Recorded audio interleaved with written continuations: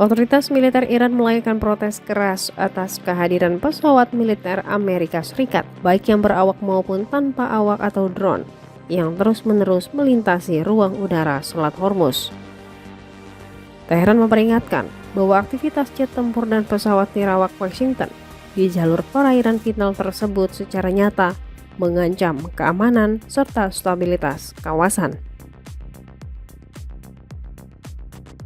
Pernyataan tegas tersebut dirilis oleh Markas Besar Pusat Qatam Al-Anbiya selaku markas operasional gabungan militer Iran.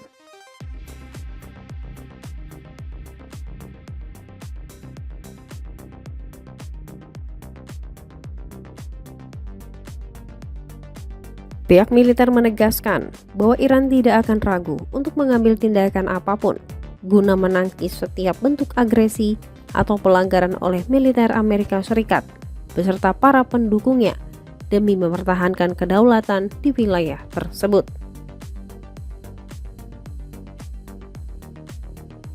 Lebih lanjut, pihak markas operasional menyatakan bahwa Selat Hormuz sepenuhnya merupakan wilayah kedaulatan Republik Islam Iran dan stabilitas jalur maritim strategis itu menjadi garis merah yang tidak boleh dilanggar. Oleh karena itu, Angkatan Bersenjata Iran berjanji akan memberikan respon yang cepat dan tegas terhadap setiap bentuk campur tangan atau intervensi Amerika Serikat di kawasan selat.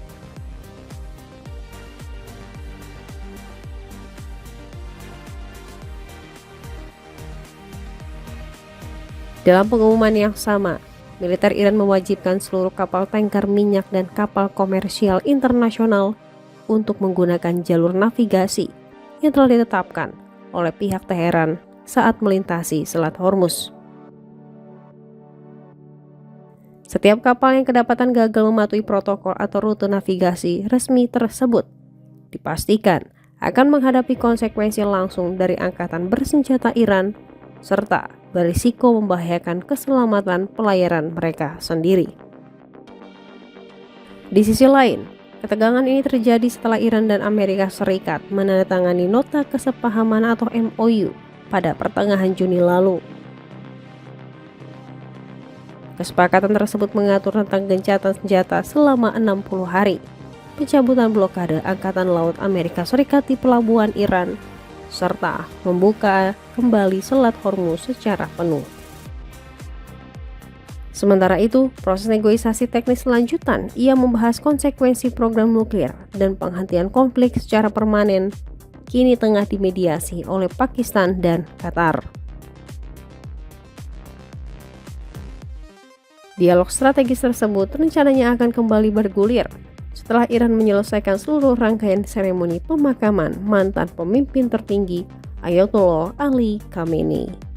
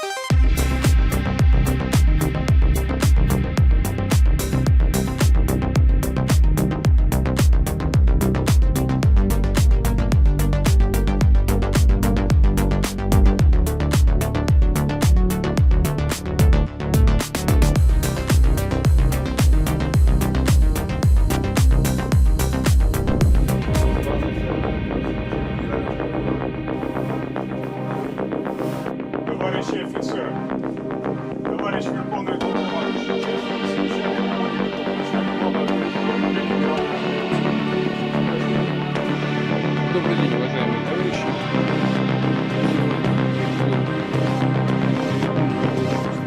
Otoritas Rusia mengumumkan bahwa pasukan militernya telah berhasil merebut kendali penuh atas kota Kostiantynivka yang terletak di wilayah Donetsk, Ukraina Timur.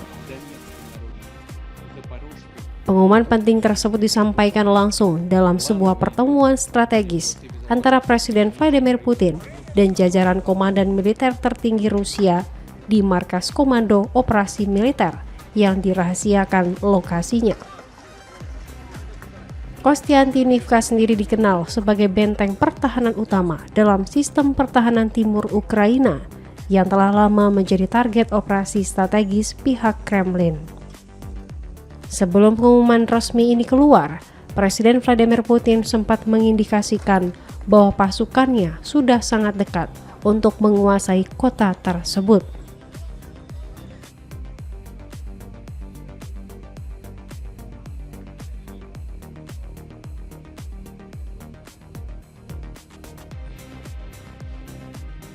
Akibat pertempuran, populasi penduduk di kota itu kini telah menyusut drastis dari hampir 70.000 jiwa menjadi hanya tersisa sekitar 2.000 jiwa saja.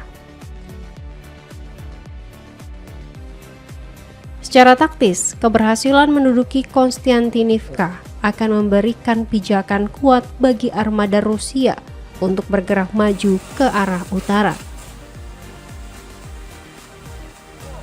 Langkah ini sekaligus menjadi poros utama dalam melanjutkan kampanye militer mereka di wilayah timur.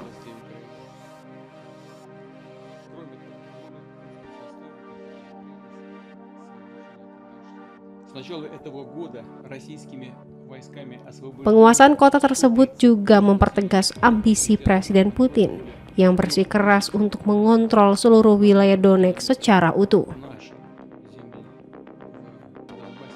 Saat ini, wilayah Donetsk sendiri masih dikuasai sekitar 1/5 bagiannya oleh pihak Ukraina setelah pertempuran yang berlangsung lebih dari 4 tahun. Sebelum klaim kejatuhan ini diumumkan, Komandan Senior Militer Ukraina bahkan telah melaporkan adanya pergerakan kelompok kecil tentara Rusia yang mencoba menyusup ke pinggiran kota sebagai tanda dimulainya serangan jarak dekat.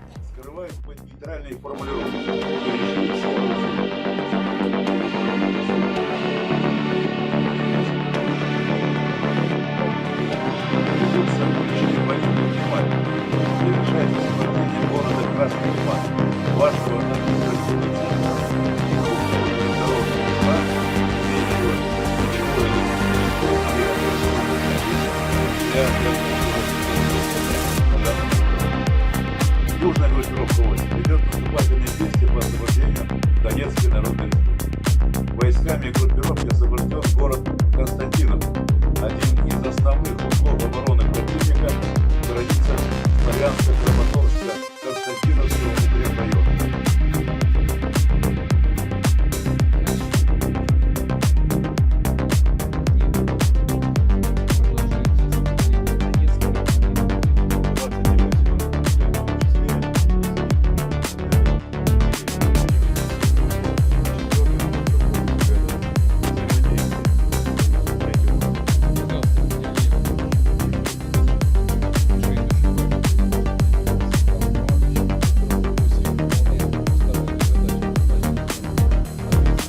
Я вот что хочу заметить, что чем больше ударов будет противник пытаться наносить гражданским объектам,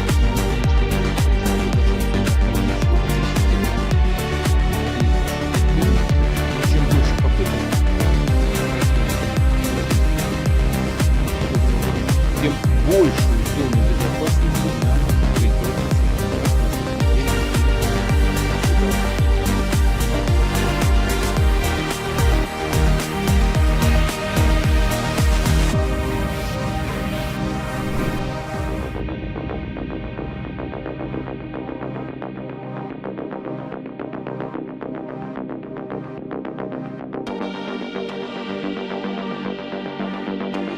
Presiden Iran Masoud Pezeshkian menegaskan pemerintahannya akan menempuh seluruh jalur hukum dan diplomatik untuk menindaklanjuti apa yang disebutnya sebagai kejahatan yang dilakukan Amerika Serikat dan Israel terhadap Iran.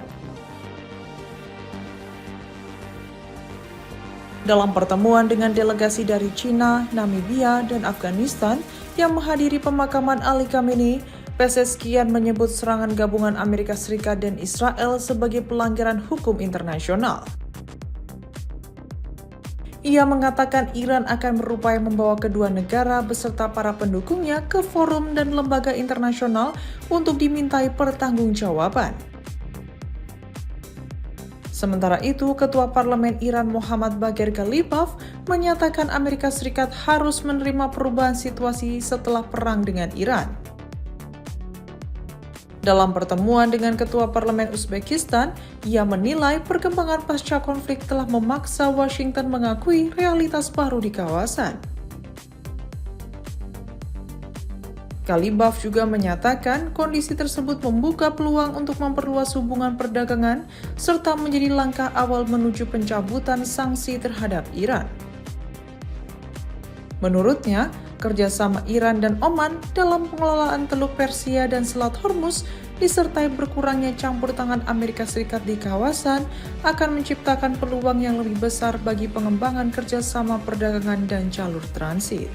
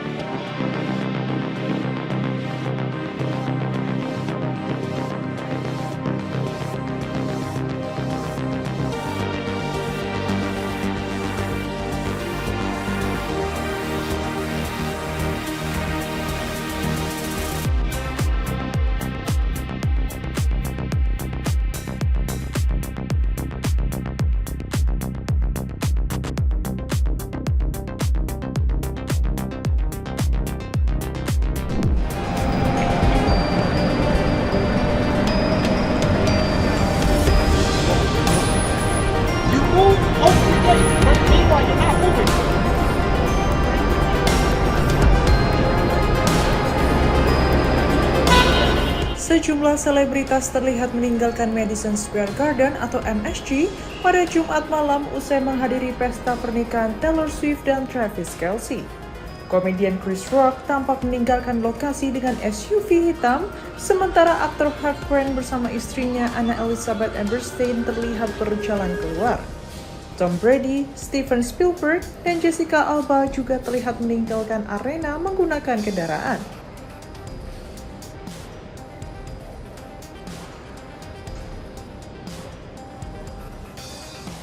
Sebelumnya, sejumlah tokoh ternama seperti Ethan Hawke, Gwen Stefani, Benson Boone, Jason Sudeikis, Jimmy Fallon, Jennifer Lopez, Ed Sheeran, Abby Wambach, Cooper Cup, Roger Goodell, Joe Buck, hingga Jenny Han terlihat hadir di acara tersebut. Perwakilan Taylor Swift mengonfirmasi bahwa penyanyi tersebut resmi menikah dengan bintang NFL Travis Kelce. Keduanya mulai menjalin hubungan pada 2023 dan mengumumkan pertunangan pada Agustus lalu. Ribuan penggemar atau Swifties memadati area luar Madison Square Garden sejak sore untuk menyaksikan momen bersejarah tersebut.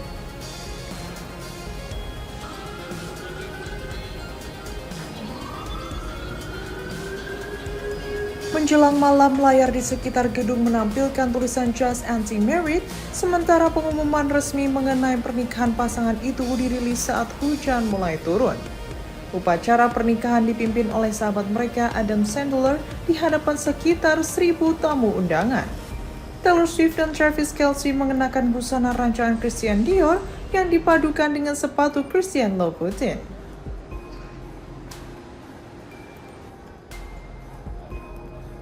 Resepsi pernikahan diperkirakan berlangsung hingga dini hari Sabtu dengan dihadiri rekan-rekan Kelce dari Kansas City Chiefs, Komisioner NFL Roger Goodell, serta sejumlah musisi ternama seperti Gwen Stefani, Fergie, Jennifer Lopez, dan Benson Boone. Menurut laporan The New York Times, penyanyi legendaris Stevie Nicks juga dijadwalkan tampil sebagai pengisi acara.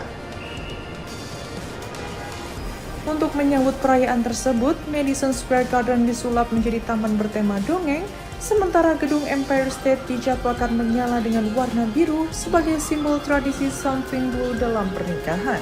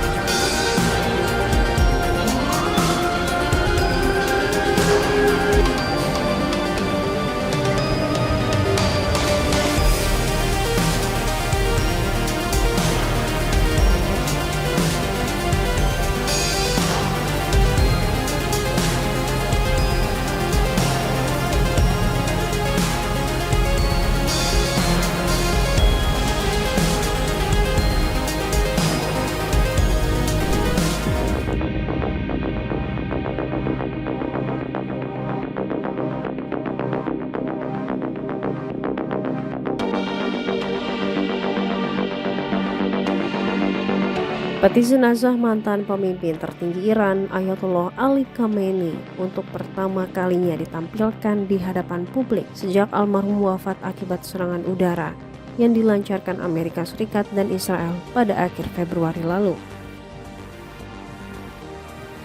Isak tangis dari para pelayat yang hadir mengiringi jalannya prosesi emosional tersebut.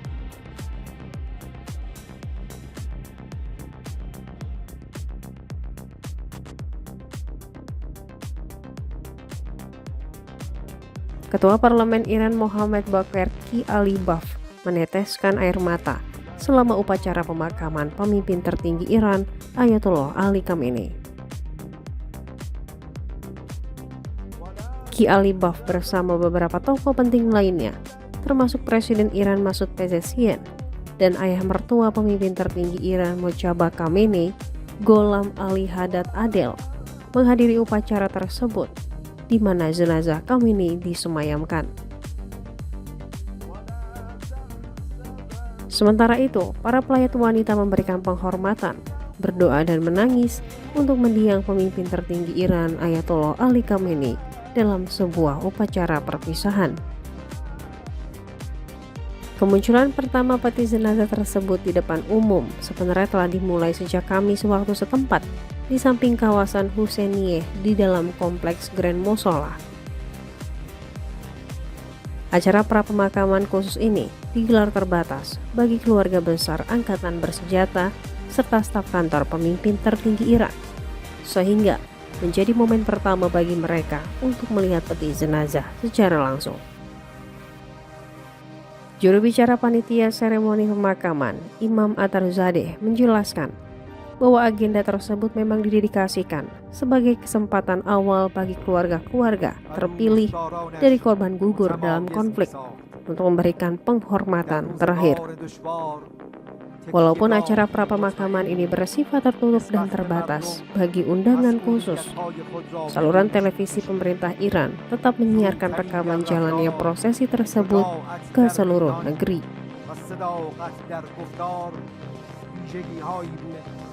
Sementara itu, rangkaian seremoni pemakaman Khamenei yang terbuka untuk masyarakat umum dijadwalkan dimulai pada hari Sabtu 4 Juli.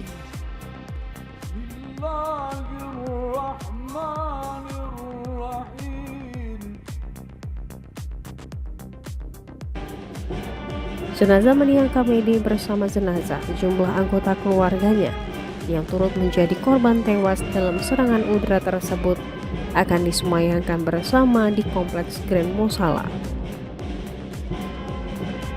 Pihak otoritas memberikan kesempatan bagi publik untuk menghadiri seremoni perpisahan massal ini yang berlangsung selama 2 hari di pusat kota Teheran.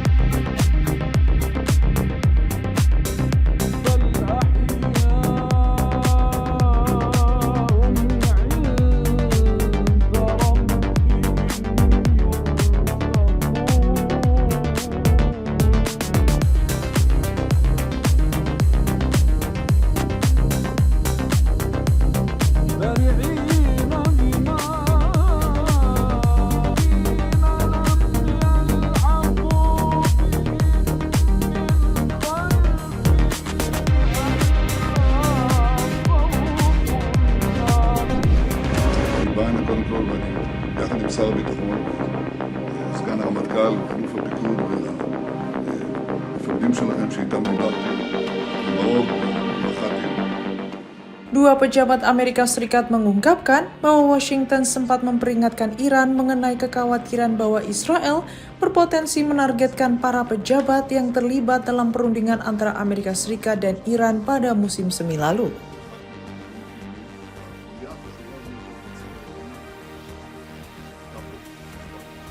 Menurut kedua pejabat tersebut, Amerika Serikat khawatir Ketua Parlemen Iran Mohammad Bagher Ghalibaf dan Menteri Luar Negeri Abbas Araghchi yang memimpin proses negosiasi menjadi sasaran pembunuhan. Peringatan itu disampaikan melalui jalur perantara. Laporan ini pertama kali diungkap The New York Times. Meski demikian, hingga kini belum ada bukti bahwa intelijen Amerika Serikat mengetahui adanya rencana serangan yang spesifik. Namun sejumlah pejabat pertahanan Israel sebelumnya memang secara terbuka menyatakan keinginan untuk menargetkan para pemimpin senior Iran. Presiden Donald Trump juga pernah mengakui bahwa upaya pembunuhan terhadap pejabat Iran dapat menghambat jalannya diplomasi. Pada Maret lalu, ia bahkan menolak mengungkap identitas pejabat Iran yang sedang bernegosiasi dengan Amerika Serikat karena khawatir mereka akan dibunuh. Menanggapi laporan tersebut, kantor Perdana Menteri Israel Benjamin Netanyahu membantahnya dan menyebut pemberitaan The New York Times sebagai berita palsu yang sepenuhnya mengada-ada. Hubungan Trump dan Netanyahu sendiri dilaporkan sempat diwarnai perbedaan pandangan mengenai perang dengan Iran. Trump disebut lebih mengutamakan jalur diplomasi, sementara Netanyahu dinilai lebih mendukung langkah militer. Di awal konflik, Israel dilaporkan menewaskan sejumlah tokoh penting Iran, termasuk pemimpin tertinggi negara itu dan pejabat keamanan nasional Ali Larijani. Namun setelah upaya tersebut tidak menghasilkan perubahan rezim di Teheran, pemerintahan Trump disebut mulai mengalihkan fokus pada penyelesaian melalui perundingan. Washington menilai penargetan terhadap Ghalibaf maupun Ar-Rakchi beresiko menggagalkan proses negosiasi yang masih rapuh. Meski Amerika Serikat dan Iran telah menyepakati gencatan senjata selama 60 hari, sejumlah isu krusial termasuk masa depan program nuklir Iran masih menjadi agenda pembahasan lanjutan. Di tengah gencatan senjata tersebut, ketegangan tetap berlangsung setelah Iran menyerang kapal-kapal di Selat Hormuz yang kemudian dibalas Amerika Serikat dengan serangan terhadap sejumlah target Iran. Moving along well. They've had very good meetings. We'll see. We hit them very hard for 3 nights, as you know. But we're getting along very well. I think they've come a long way. We hit them very hard last week. We're fine.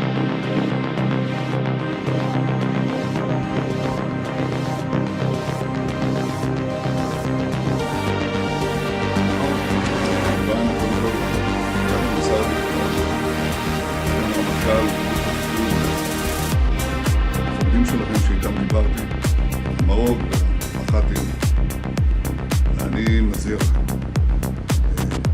עשיתי כאן עבודה ענקית. בעצם מה שעשינו, זה לקחנו את הציר האיראני והתחלנו לנסות. תקפנו באיראן עצמה, דבר שאף אחד לא האמין, והרחקנו איום קיומי. החוליה החשובה ביותר בציר האיראני הייתה פה, הספרד.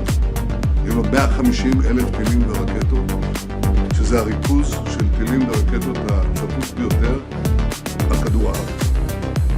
היום נשאר להם בערך 8%, זה עדיין משמעותי, זה כבר לא מה שהיה. בפעילות שלכם אנחנו חיסלנו כמה?